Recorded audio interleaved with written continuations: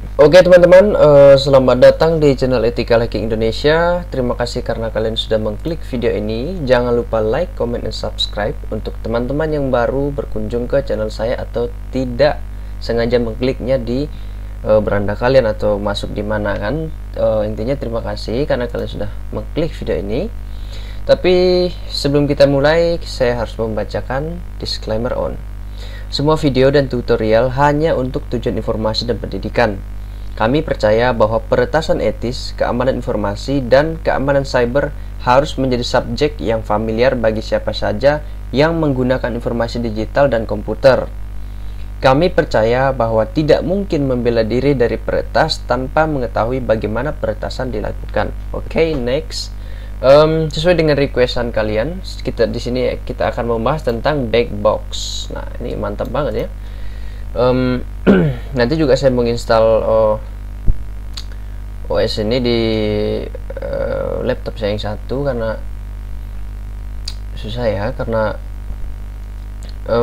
laptop saya nggak bisa menampung 2 OS gitu. Bisa sih, cuma ya konsekuensinya yang nge-lag gitu.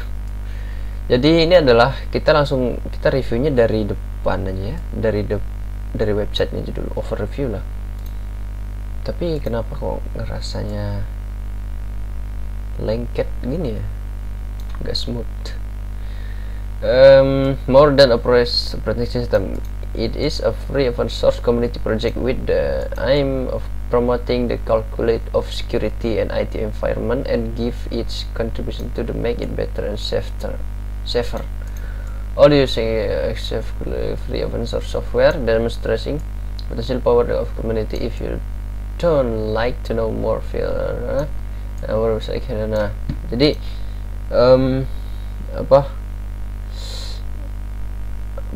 Backbox ini merupakan salah satu dari beberapa OS Linux atau operation system yang berjalan di bidang cyber security atau bidang IT lah, atau tentang security lah.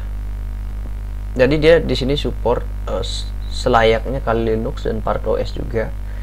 Jadi di sini kita ada tulisan designed to be fast, easy to use, and provide a minimal yet complete desktop environment thanks to its own software response story, and they are constantly updated to be less stable version of the most popular and best now ethical hacking tools. Jadi ethical hacking tools ada di sini. Seperti edisi-edisi yang digunakan untuk melakukan penetration testing atau keamanan security lah, di bidang cyber security atau sejenisnya, itu menyediakan ethical hacking tools gitu. Jadi ada community-nya, ada service-nya. Coba kita lihat service-nya apa. Service. Ini websitenya berat betul ya. Web application. Service ada web application. Oke. Red team simulation, social engineering, threat intelligence, automotive, IoT embed, wireless network, system and network. Backbox Orch in partnership with the most innovative cybersecurity companies offer a range of testing service. Jadi ini adalah yang terkandung untuk yang testing service-nya. Jadi ini ada 1, 2, 3, 4, 5, 6, 7, 8, 9 kategori. Kalau di sini 1, 2, 3, 4, 5, 6, 7, 8, 9, 10, 11, 12 ya, kategorinya aja sih, sebenarnya nggak ada sangkut pautnya sih. Kalau kamu sudah pakai Linux maupun kamu pakai Linux Mint, kamu bisa menggunakan tools apa aja Linux. Kita coba lihat page Linux. Ini kita cuman overview nya aja ya. Testing security assessment oriented Linux distribution. Jadi sama seperti biasa atau sama seperti yang lain, dia terorientasi di Linux distribution network system analysis toolkit. It includes some of the most commonly known or use security and analysis tools aiming for widespread of goals. Jadi kita lihat sih versi berapa nih, last versionnya versi berapa ya. Nah, jadi ada Blackbox Linux versi 7 ya. Nanti saya install ini di laptop saya.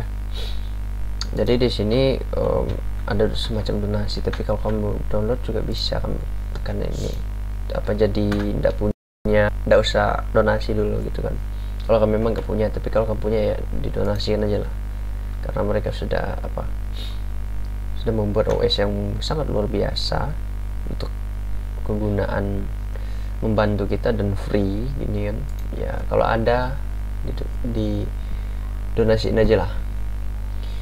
Kita nggak bisa masuk ke dalamnya lagi. Cloud Linux set map contact, harusnya nggak kayak gini sih cara lihatnya. Oke, salah, sorry. Kita langsung cari di Google aja. Nah, jadi di sini tuh biasanya lebih ini. Nah, kita bisa bahas dari tampilannya. Jadi di sini ada tampilannya itu kurang lebih seperti ini juga sih, seperti Kali Linux, cuman lebih mereka nggak menekankan ke ininya, ke tema apa segala, mungkin lebih menekan kepada stabilnya OS-nya. Kalau pakai tema biasanya suatu operasi sistem itu lebih ke nge-lag. Jadi saya pribadi pernah menggunakan OS ini ya. Jadi ada bagus, sama aja sih menurut saya. Tidak tahu apa yang mau saya bahas di sini. Bedanya apa sama Kali Linux? Bedanya mungkin distribusinya aja, dia masuknya di mana. Blackbox itu rasaku di dalam Ubuntu tuh. Blackbox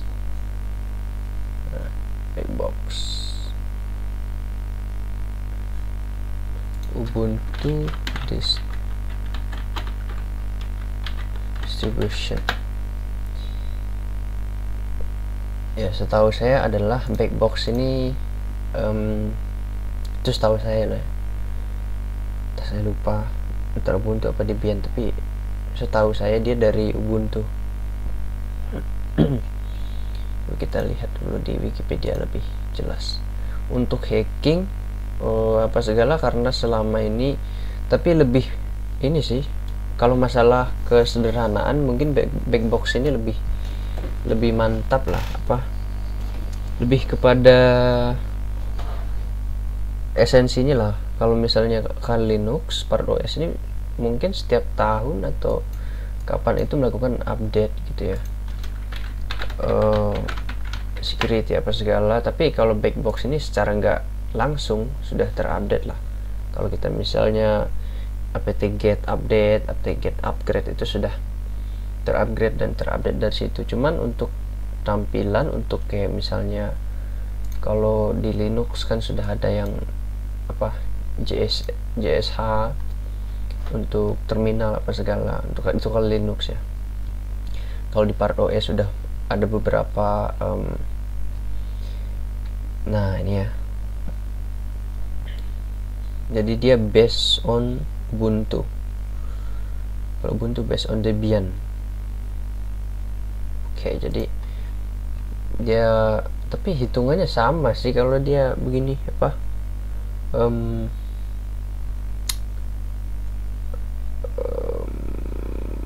hitungannya sama. Maksudnya sama itu seperti apa? Karena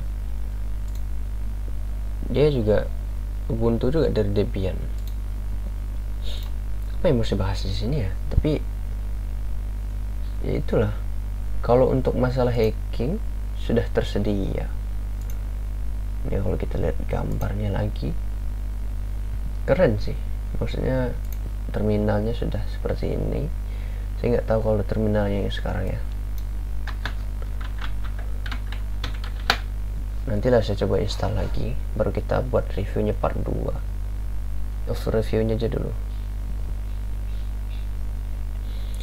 Jadi sama tampilan, secara tampilan sama, secara apa, secara sistem dia mengikuti Ubuntu gitu.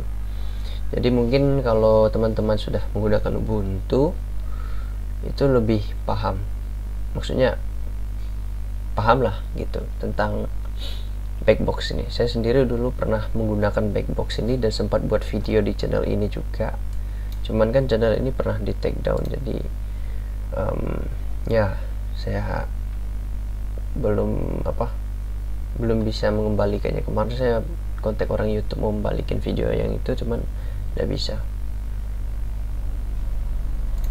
Oke, jaringan lagi. Jadi secara keseluruhan sih mantap ya menurut saya. Kalau laptopmu bagus, maksudnya ingin menggunakan Backbox, bagus dalam artian sudah tersedia lah.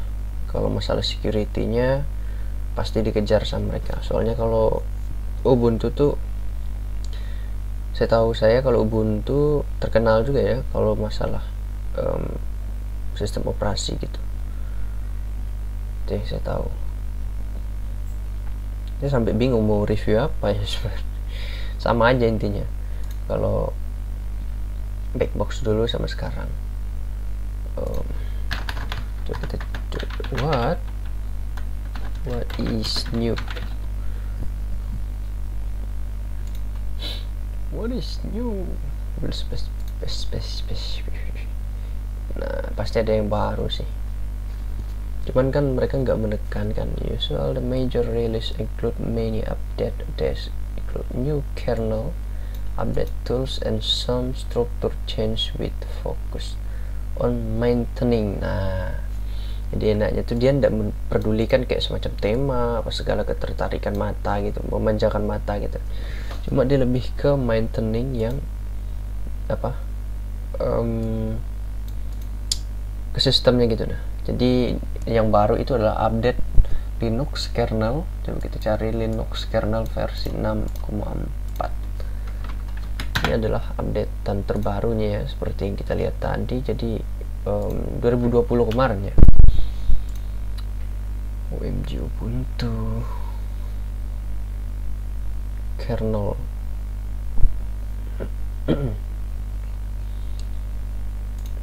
Linux kernel. What is the current version of Linux? Wow, jadi dia masih mungkin ada update lagi sih. Jadi dia update yang pertama itu adalah kernelnya. Terus yang kedua itu update desktop environment. Desktop environment tuh Backbox 7 desktop environment.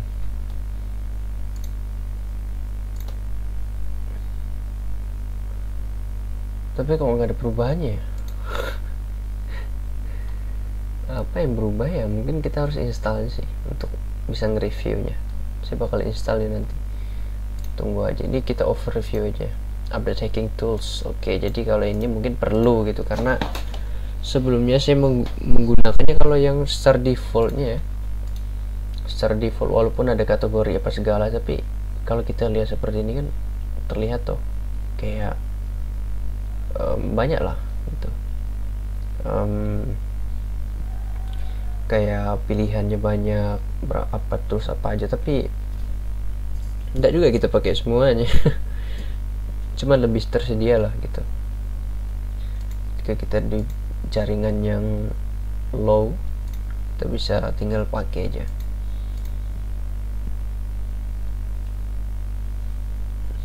Jadi banyak ya. Tapi kalau di Backbox itu kita seperti ini kan, mungkin cuma ada dua ini aja, dan ini nggak ada gitu, nggak ada yang ini, cuma ada dua gitu, cuma ada ini, jadi dia nggak ada list lanjutan gitu. Itu sih pengalaman saya dulu, lama betul. Terus update ISO hybrid with the UEFI support. Jadi ini tuh BIOS ya, setahu saya ini di BIOS-nya. Kalau di BIOS tuh ada yang legacy, kalau nggak salah legacy sama UEFI support. Jadi mungkin kalau saya pakai laptop saya yang ini bisa nggak ya, kayaknya nggak bisa kalau saya install versinya sebelum update ini. Jadi sekarang bisa. Jadi biasa kan kalau kita nginstal OS di komputer kita, tapi kok nggak mau booting nih, selalu blank screen. Itu secara defaultnya itu mungkin karena dia BIOSnya nggak support gitu. Terus sistem requirementnya itu ini minimum atau bahkan normalnya lah, sistem normalnya yang perlu teman-teman sediakan, atau resource-nya teman-teman yang harus teman-teman korbankan. Maksudnya spek komputer, spek laptop teman-teman yang akan digunakan oleh Blackbox ini adalah prosesor tentunya 64 bit gitu kan, of RAM. Wow, kau lihat nih berapa ParOS. ParOS sistem invite requirement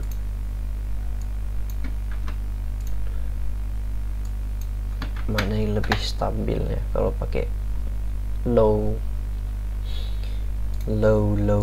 budget komputer. Kita lihat nah, jadi RAM ini berapa tadi? Dia minta MB of RAM-nya 1024 ya. Kalau ini 200-an. Wow. That's why I love Parrot OS. Dia hanya menggunakan RAM itu kan, misalnya seperti punya saya ini kan cuma 2 GB. RAM saya ini cuma 2 GB. Saya menginstal dengan ParOS ini dengan minimum, dan ini adalah yang digunakan oleh ParOS. Dan masih banyak lagi resource RAM saya yang akan saya korbankan untuk untuk misalnya saya buka browser apa segala, jadi lebih stabil. Itu yang saya salut dengan ParOS nih. Coba tes sekali ya, kali Linux minimum RAM-nya 2 GB. Jadi kalau saya install ya ini yang saya bilang kemarin, ada yang cerita di kolom komentar, mereka bilang saya mau lihat apa bedanya. Katanya masnya bilang kalau ParOS itu lebih unggulnya itu dalam hal apa, jadi resource-nya. Kalau Linux bisa dilihat 2 GB RAM yang minimumnya 20 GB, jadi lebih besar lah daripada ParOS. Kalau ini cuma 6 GB 8 GB gitu, jadi enak lah gitu. Dan Blackbox juga bagus sih, dia nggak sampai segiga gitu. Oke, jadi teman-teman bisa menggunakan ParOS atau enggak Blackbox. Nah, itu alasan kenapa sehingga menggunakan yang lain lagi gitu. Tapi mungkin nantilah kalau resource-nya saya sudah mendukung gitu. Terus untuk HDD atau disk butuh 20 graphic card 800 x 600 resolution DVD ROM, USB port 3 GB. Jadi untuk ngeburn bootable-nya butuh USB 3 GB. Oke. Jadi itu mungkin yang teman-teman butuhkan ya, maksudnya dalam hal overview ini saya cuma bisa menunjukkan immature. Saya cuma bisa menunjukkan apa yang bisa saya tunjukkan yang sudah di share lah gitu. Coba kita cek di video. Oke.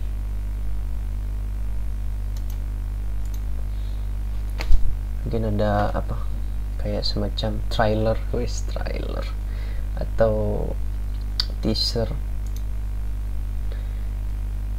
Bitbox has announced Linux 7 and the last stable release of Ubuntu. Tapi memang kalau Ubuntu tuh agak berat juga sih untuk laptop saya gitu. Desktop. Nah, jadi di sini kita bisa mendapatkan the main height or below. Pertama itu backbox desktopnya ini, terus whisker menu, terus tuner file manager, Xfast terminal, Firefox. Oke, jadi multitasking override, Windows switching. Oke. Oh, jadi ada seperti ini. Coba kita tes Parrot. Saya sampai hari ini Parrot OS tidak tahu ya. Windows switching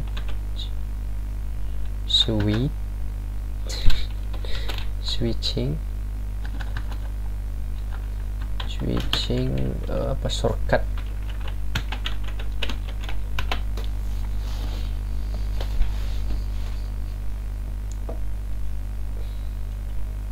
Sampai hari ini belum tahu kalau Parrot OS.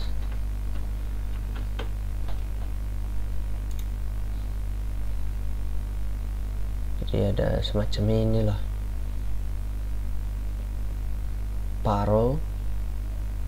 Pero media player. Jadi untuk apa? Untuk membuka video lah gitu. Versi media sama image viewer ini opening gym. Oke. Jadi mungkin sebelumnya nggak ada ini kali. Edit with gym gue Fedi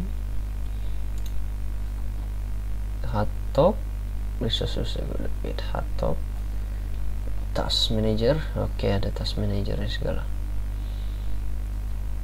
Oke, jadi itu yang mungkin saya bisa sampaikan untuk di video kali ini. Nanti kita bakal install backboxnya langsung di komputer saya yang satu, laptop saya yang satu, untuk memastikan bahwa ini stable atau ini pas lah untuk teman-teman semua gitu. Tapi untuk melihat sistem requirement-nya sih saya memutuskan untuk pegang Parrot masih, karena wow, low banget gitu kalau misalnya kita bandingkan gitu. Jadi enak lah gitu. Itu mengapa saya dulu jatuh cinta dengan Parrot itu. Pertama kali kenal Linux itu saya pakai, memang saya awalnya pakai Kali Linux, tapi setelah saya search lagi, oh ternyata banyak ya, kayak operasi sistem Linux tuh ternyata banyak gitu. Jadi saya pindah cari lagi sistem yang paling rendah resource, makan resource itu yang mana gitu. Ketemulah dengan Parrot OS ini.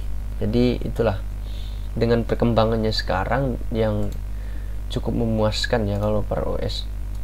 Tapi dia membutuhkan resource untuk menjalankannya itu sangat minim. Jadi itulah yang paling membuat saya suka gitu, karena saya nggak punya komputer yang wah-wah lah gitu kan. Oke, mungkin itu aja yang mau saya sampaikan di video kali ini. Sekali lagi untuk teman-teman yang mengklik video ini atau kesasar di video ini, kalian bisa subscribe terlebih dahulu di bawah itu yang ada tombol merah itu. Masa disuruh diajari kan SD. Canda guys. Oke, jadi di subscribe terlebih dahulu, like dan komen video apa yang kalian inginkan, yang kalian harapkan dari channel ini, karena channel ini membahas seputar dengan cyber security, tentang dunia IT lah gitu.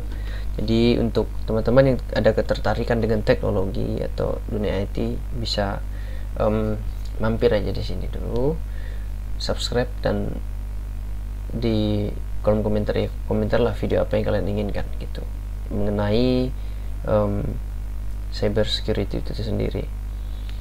Terus jangan lupa di share ke teman-teman kalian yang mungkin membutuhkan informasi yang serupa dengan yang kalian inginkan gitu, yaitu mengenai kayak channel mana yang membahas tentang cyber security gitu kan. Di Indonesia kan baru ada berapa gitu yang kurang lebih yang besar lah gitu kan, karena kurang ajarnya YouTube ini kemarin dia take down channel saya, jadi saya nggak sempat meroket. Kalau nggak mungkin saya bisa lebih besar lagi dari sebelumnya gitu.